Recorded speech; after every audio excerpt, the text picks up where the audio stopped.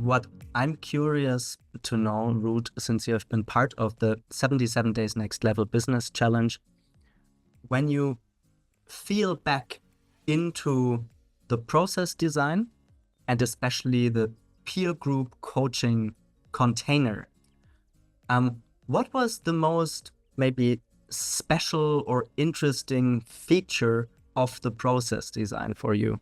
I really liked to be involved in a global context and to meet different people from different settings, from very different walks of life, because that brought in a broad variety of perspectives on life. And what I also really liked was that you taught us a couple of creative tools, but also management tools that could always be applied in our homework or in our assignments. And that was a really nice combination of tools that you can use, but also different people's opinions on things that were helpful to look at things from different sides. When we go into this like mix of the toolbox and the assignments, are there one or two or maybe three interventions that you especially recall and could take back into your everyday life? Definitely. You taught us the Japanese, I hope it is Japanese, technique of Ikigai. I actually use that in my daily life, in my continuing life. And what was very remarkable for myself was the deathbed meditation that you took us through. That was a really, I couldn't believe it how such a, simple, it's not simple, but it's a meditation that you do by yourself in your home. But that was really changed a lot of things. So maybe the last one for today, because it's really interesting that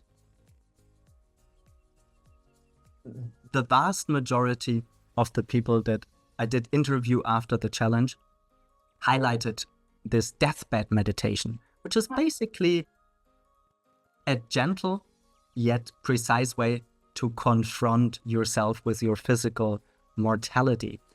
Are there one or two features, without going too intimate, that you still recall and that really had ripple effects to maybe change priorities or reshuffle certain things in your life?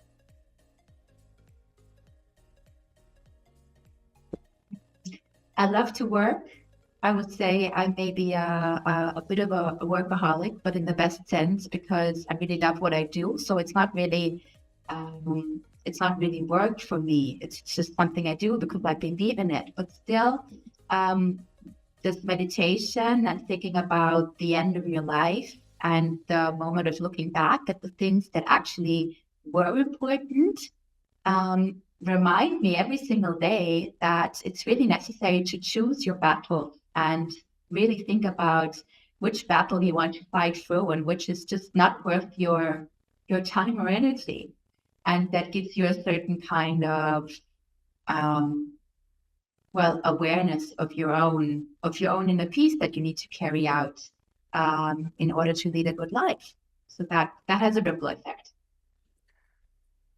I still have a final question. Usually I didn't record that many minutes, but since you were mentioning the inner work, I'm like kind of a special coach because it's a challenge that focuses on business and how to niche yourself or get more impact with the things you create as an entrepreneur.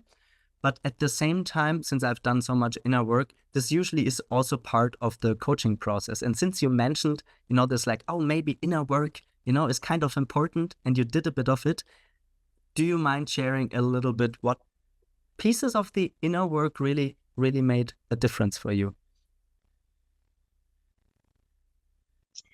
Over the last couple of months, I just realized that the old way of being a leader and this disconnect between you as a person and you, what you do in your business life.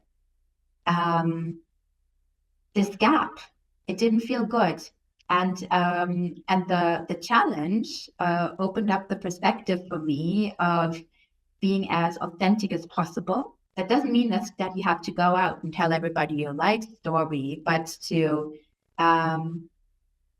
believe and follow your gut feeling, and to try to integrate your deepest personality traits in the way that you create your business, do your work, treat your staff, treat all the stakeholders around you.